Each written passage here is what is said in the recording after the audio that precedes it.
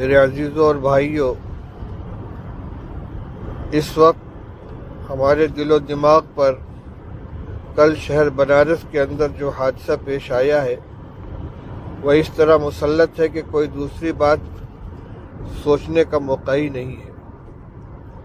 آپ حضرات بھی باخبر ہوں گے کہ کل عدالت نے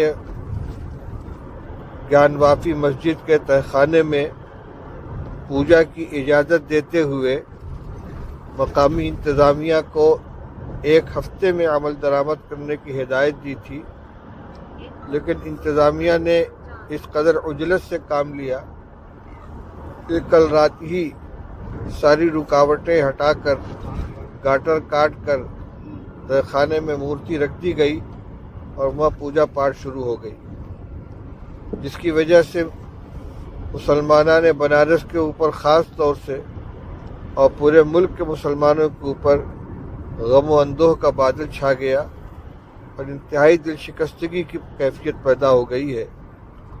خبر ہے کہ اس کے خلاف سپریم کورٹ کے اندر کیس دائر کیا جا رہا ہے، لیکن عدالتوں کا جو رخ ہے اس کی بنا پر کچھ کہا نہیں جا سکتا کہ فیصلہ کیا ہوگا۔ ایسے موقع پر بنارس میں شہر مفتی گیان وافی مسجد کے امام، انجمن انتظامیہ مساجد کے صدر جناب مفتی عبدالباطن صاحب نے آج کی میٹنگ میں شہر کے تمام مسلمانوں سے یہ اپیل کی ہے کہ کل کا دن اپنے تمام کاروبار وغیرہ بند رکھتے ہوئے یوم دعا منائیں۔ جمعہ کا دن ہے، جمعہ کے دن ویسے بھی مسلمانوں کے لیے خاص عبادت کا دن ہے۔ میں یہ چاہتا ہوں کہ جو عمل بنارس کے اندر ہو رہا ہے، خاموشی کے ساتھ ہر جگہ کے مسلمان اپنے طور پر کل توبہ استغفار اور دعاؤں کا خاص اہتمام کریں۔ دنیا میں جو کچھ ہوتا ہے وہ اللہ کے فیصلے سے ہوتا ہے، اور ہمارے اعمال اس سلسلے میں فیصلہ کن ثابت ہوتے ہیں۔ جو آیت کریمہ میں نے ابھی آپ کے سامنے پڑھی ہے، اس میں اللہ جل شانہ نے یہی فرمایا ہے، ما اصابتکم من مصیبت فبما کسبت ایدیکم ویعفو عن کثیر، کہ جو کچھ بھی تمہارے اوپر حالات پیش آتے ہیں یہ تمہارے ہی اعمال کا نتیجہ ہوتے ہیں، اور اللہ تعالیٰ بہت سی چیزوں کو درگزر کر دیتا ہے۔ اس امت پر بڑے سخت حالات آ چکے ہیں۔ گرناطہ، اندلس تباہ و برباد کر دیا گیا، اسلام کا وہاں سے نام و نشان مٹا دیا گیا۔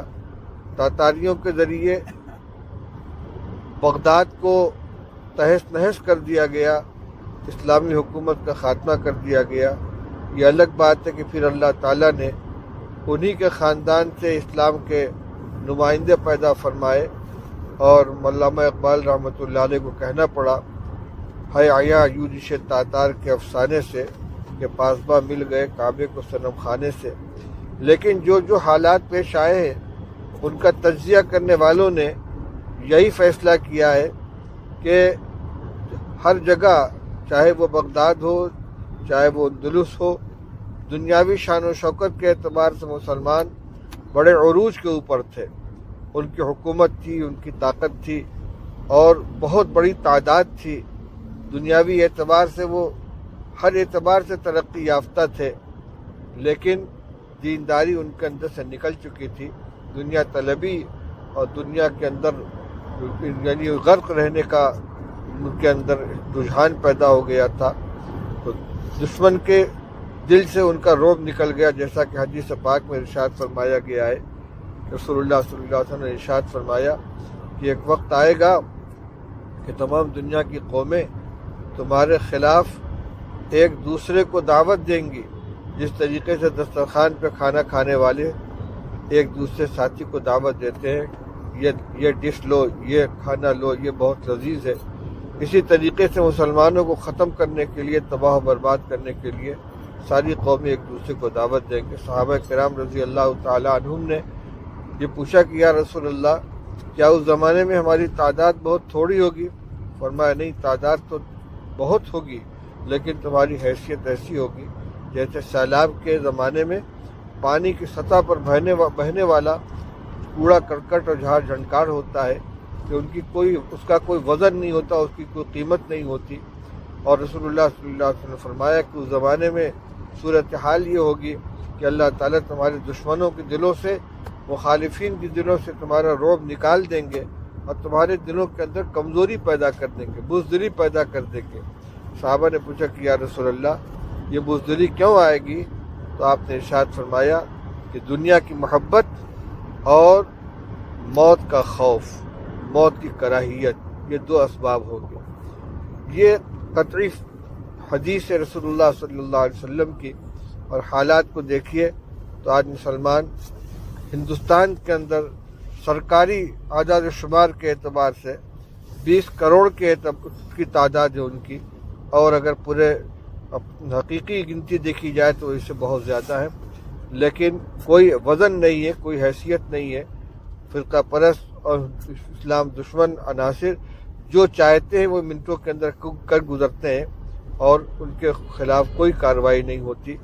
اب ایک ہی راستہ ہے کہ مسلمان اپنی زندگی کے اندر تبدیلی لے آئیں، جو کوتاہیاں ان کا ازالہ کریں، معاصی سے توبہ کریں، نمازوں کا اہتمام کریں، اللہ سے اپنے تعلق کو جوڑیں۔ صحابہ کرام رضی اللہ تعالیٰ عنہم کو اللہ تعالیٰ نے جو برتری عطا فرمائی تھی وہ ان کے ایمان اور عمل صالح کی بنا پر تھی، اور اسی زمانے کا یہ اعلان ہے کہ انتم الاعلون ان کنتم مؤمنین، تم ہی سر بلند رہو گے اگر واقعی تم ایمان والے ہو۔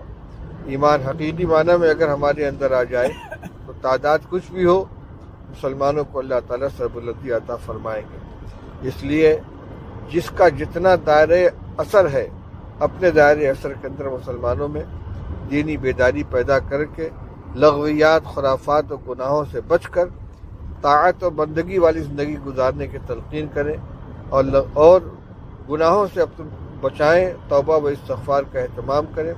خاص طور سے کل کا دن جو جمعہ کا دن آنے والا ہے، اور آگے جو پروگرام ہیں ان کی کامیابی کے لیے، اور اس مسجد کے اندر جو بت رکھ دیا گیا اور مورتی رکھ دی گئی، پوجا شروع ہو گئی، اس کے پاک ہو جانے کے لیے خاص طور سے اہتمام سے دعائیں کریں۔ کوئی احتجاج، سڑکوں پہ نکلنا، نعرے لگانا، کالی پٹی باندھنا، یہ تو صرف ظاہری اسباب ہیں اور ان سے اب تک کچھ ہوا نہیں ہے۔ اس لیے جو حقیقی قوت ہے وہ ہمارے ایمان اور عمل کی قوت ہے، اس پر ہر ایک کو آنا چاہیے، اپنے گھروں میں، اپنے محلے میں، اپنے پڑوس میں، اپنی مسجد میں، اپنے اہل تعلق میں، سب میں اس کی بات کو چلائیں۔ کل خاص طور سے دعاؤں کا اہتمام کریں، مسجد میں پہلے آ جائیں، سارے لوگ بیٹھ کر سنت سے فارغ ہو کر دیر تک کلمہ طیبہ، استغفار، آیت کریمہ لا الہ الا انت سبحانک انی کنت من الظالمین کا ورد کرتے رہیں، اور اس کے بعد نماز جمعہ کے بعد اجتماعی طور سے اہتمام کے ساتھ دعا کریں۔ آج کا میرا یہی پیغام ہے۔ اللہ تعالیٰ ہم سب کو عمل کرنے کی توفیق عطا فرمائے۔ وآخر دعوانا الحمدللہ رب العالمین۔ اللہم صلی علی سیدنا مولانا محمد وآلہ وصحبہ وبارک وسلم۔ اللہم وفقنا لما تحب وترضى من القول والفعل والعمل والنیت والہدی۔ یا اللہ، اللہم آت نفسی تقواها وزکیها انت خیر من زکاها انت ولیها ومولاها۔ اللهم ان قلوبنا ونواصينا وجوارحنا بيدك لم تملكنا منها شيئا فاذا فعلت ذلك بنا فكن انت ولينا واهدنا الى سواء السبيل۔